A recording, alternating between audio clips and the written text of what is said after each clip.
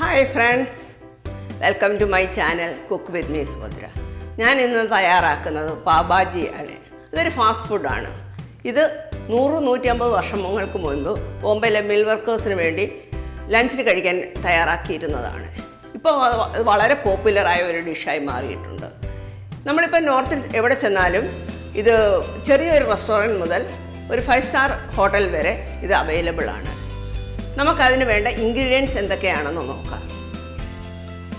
Boil ചെയ്ത 2 potatoes, ചെറുതായി അരിഞ്ഞ 2 ടൊമാറ്റോസ്, ബോയിൽ ചെയ്ത 1 കപ്പ് ഗ്രീൻ പീസ്, ചെറുതായി അരിഞ്ഞ 1/4 കപ്പ് ക്യാരറ്റ്, ചെറുതായി അരിഞ്ഞ 1/2 കപ്പ് ക്യാപ്സിക്കം, 1 കപ്പ് സവാള അരിഞ്ഞത്, ചെറുതായി അരിഞ്ഞ 1/4 കപ്പ് കോളിഫ്ലവർ, 1 പച്ചമുളക് അരിഞ്ഞത്, മുളക് പൊടി 1/2 സ്പൂൺ, ചെറുതായി അരിഞ്ഞ മല്ലിയില 1/2 cup, 1 spoon garlic ginger paste, 1/2 spoon garam masala, 1 spoon pav bhaji masala, 1/2 spoon chaat masala,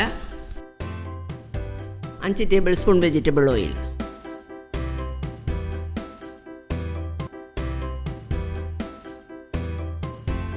ഇത് ഞാൻ ഇൻഗ്രീഡിയൻസ് പറഞ്ഞ ചാട്ട് മസാലയുടെ പാക്കറ്റാണിത്. ഇതിപ്പം എല്ലാ സൂപ്പർ മാർക്കറ്റുകളിലും നിങ്ങൾക്ക് കിട്ടും.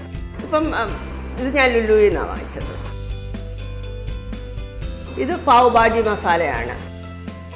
ഭാഷ എന്ന ബ്രാൻഡിൻ്റെയാണ്. ഇപ്പം ഇത് പിന്നെ ഭാഷ കിട്ടിയില്ലെങ്കിൽ എവറസ്റ്റ് ഉണ്ട്, MDH ഉണ്ട്, ഇതെല്ലാം അവൈലബിൾ ആണ്. അത് മിക്കവാറും എല്ലാ സൂപ്പർ മാർക്കറ്റുകളിലും നിങ്ങൾക്ക് കിട്ടും. ഈ പാവ് ഭാജിയുടെ കഴിക്കാനുള്ള പാവാണ്. ഇത് ലുലുവിൽ നിന്നാണ് ഞാൻ വാങ്ങിച്ചത്. പാവ് ഭാജിയുടെ കൂടെ കഴിക്കാനുള്ള ഒരു തരം ചെറിയ ടൈപ്പ് ബണ്ണാണ്. ഇതിൽ തീരെ മധുരമൊന്നുമില്ല. ഇത് നിങ്ങൾക്ക് കിട്ടിയില്ലെങ്കിൽ ചപ്പാത്തിയോ ബ്രെഡോ എന്തിൻ്റെ കൂടെ വേണമെങ്കിലും കഴിക്കാം. ഈ ഭാജി ഒട്ടും എരിവില്ലാത്തത് കാരണം കൊച്ചു കുട്ടികൾക്ക് വളരെ ഇഷ്ടപ്പെടും. നിങ്ങളെല്ലാവരും ഇത് ട്രൈ ചെയ്യണം. നമുക്കിനി ഗ്യാസ് ഓൺ ചെയ്യാം. ഇത് സഫോള ഓയിലാണ്. നോർത്ത് ഇന്ത്യൻ ഡിഷസിന് വെജിറ്റബിൾ ഓയിലാണ് ഏറ്റവും നല്ലത്. ആരും ഇതിന് വെളിച്ചെണ്ണ ഉപയോഗിക്കരുത്. നമുക്ക് ഈ സ്പൂണിന് ഒരു 1.5 സ്പൂൺ ഓയിൽ ഒഴിക്കാം. കുട്ടികൾക്ക് കൊടുക്കാനാണെങ്കിൽ കുറച്ച് ബട്ടറും കൂടെ ചേർക്കാം.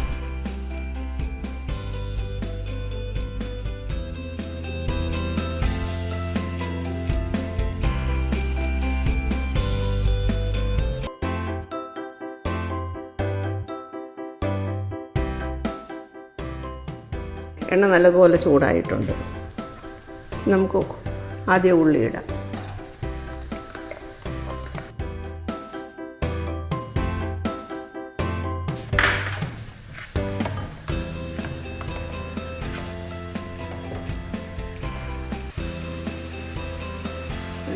ഉള്ളി വരണ്ടിട്ടുണ്ട് കേട്ടോ, നല്ല ട്രാൻസ്പാരൻ്റായി.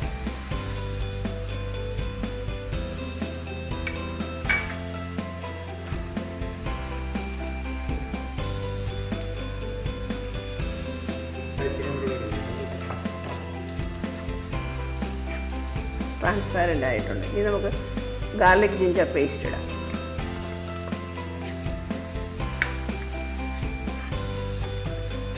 ഒരു മിനിറ്റ് ഗാർലിക് ജിഞ്ചർ പേസ്റ്റ് ഒന്ന് വഴറ്റാം.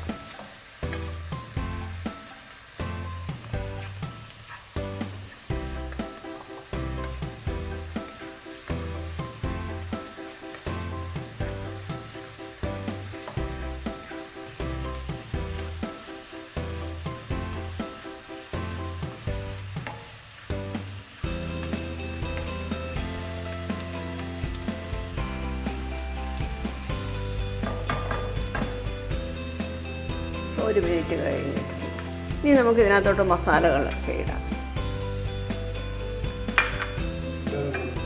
ആദ്യം നമുക്ക് പച്ചമുളക് ഇടുകയാണേ. പച്ചമുളക് ഇട്ട് കഴിഞ്ഞിട്ട് ഇത് മുളക് പൊടി,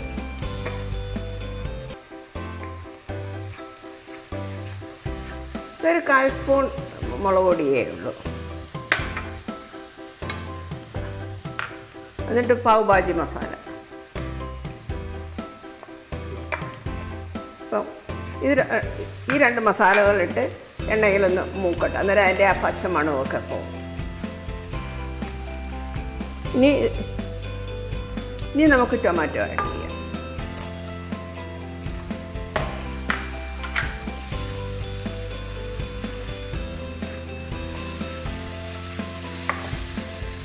നല്ല നിറമായിട്ടൊക്കെ ടൊമാറ്റോ നല്ല റെഡാണെങ്കിൽ ഈ പാവ് ഭാജിക്ക് നല്ല കളറുണ്ട്.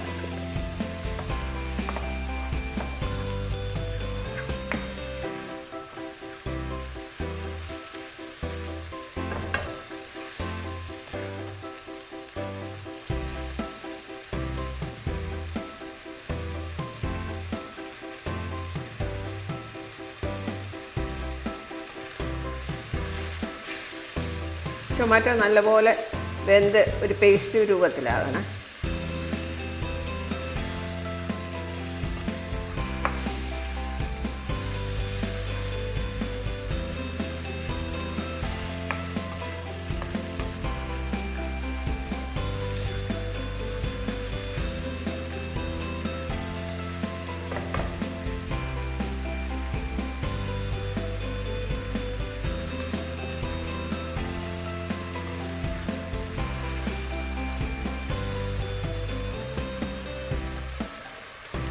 എണ്ണ വിട്ട് വരുന്നതുണ്ട്. മോസ്റ്റ് റെഡി ആയിട്ടുണ്ട്.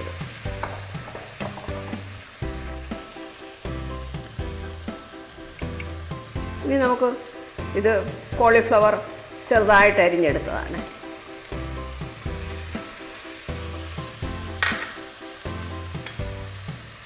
ഇത് ക്യാരറ്റ്,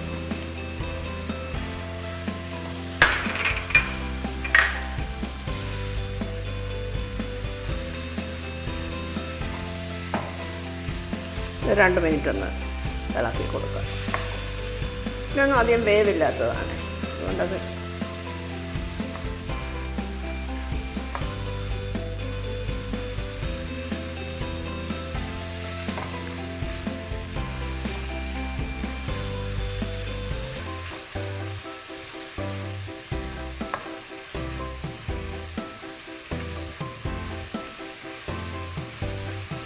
വെജിറ്റബിളിന് ഉപ്പൊക്കെ പിടിക്കാനായിട്ട് നമുക്ക് കുറച്ച് ഉപ്പ് ഇടാം.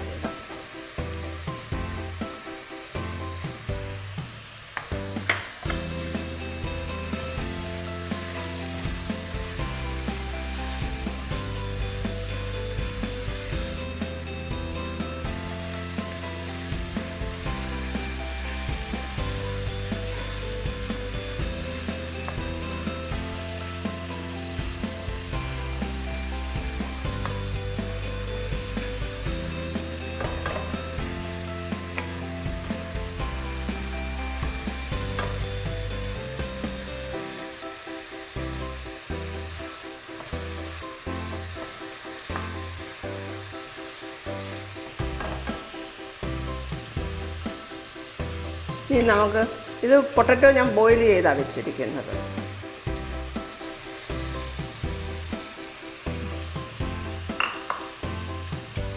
ഗ്രീൻ പീസും ബോയിൽ ചെയ്തതാണ്.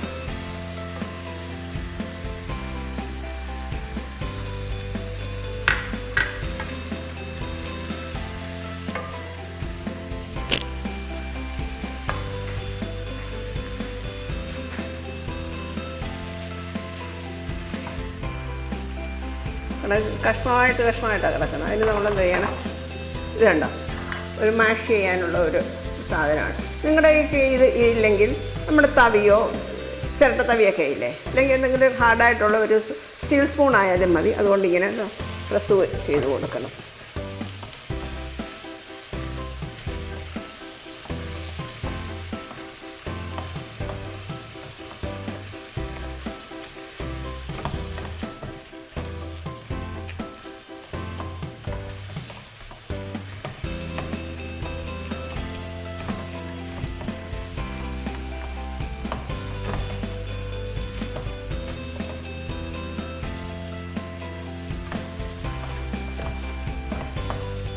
നല്ലപോലെ ആ പൊട്ടറ്റോ നല്ലപോലെ അങ്ങ് യോജിക്കണം. അതിൻ്റെ കഷ്ണങ്ങളൊന്നും ഇങ്ങനെ കിടക്കത്തില്ല.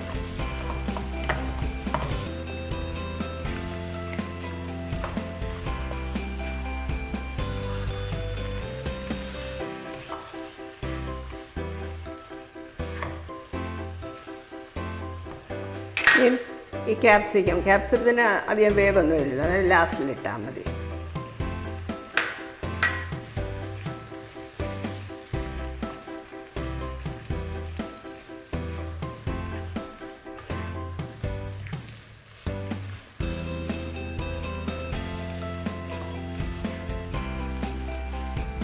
തീ ശകലം കുറച്ച് വെക്കുകയാണ്. ഇനി നമുക്ക് ബാക്കി മസാലകളിടാം. ഇത് ചാട്ട് മസാല,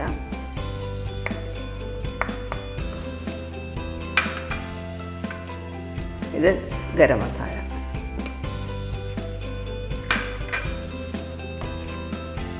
ഇതിന് ഒന്നുകൂടെ ലൂസാക്കി എടുക്കണം. അതിന് കുറച്ച് വെള്ളം ഒഴിക്കും.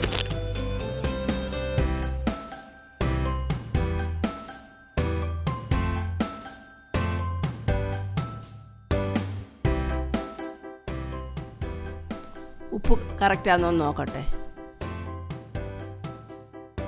കറക്റ്റാണ്, നല്ല ടേസ്റ്റുണ്ട്. ഇനി നമുക്ക് പാവ് റെഡിയാക്കാം. സാധാരണയായിട്ട് പാവ് രണ്ടായിട്ടാണ് കട്ട് ചെയ്യുന്നത്.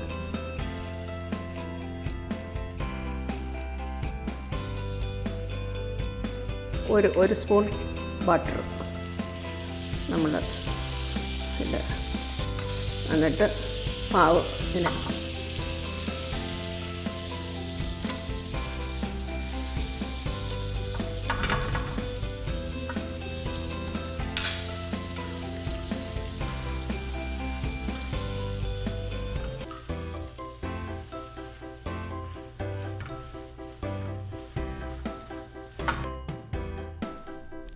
നമുക്ക് ശകലം മല്ലിയില ഇട്ട് ഇത് ഗാർണിഷ് ചെയ്യാം. പിന്നെ ഒരു ശകലം ബട്ടറും കൂടെ വെക്കണം.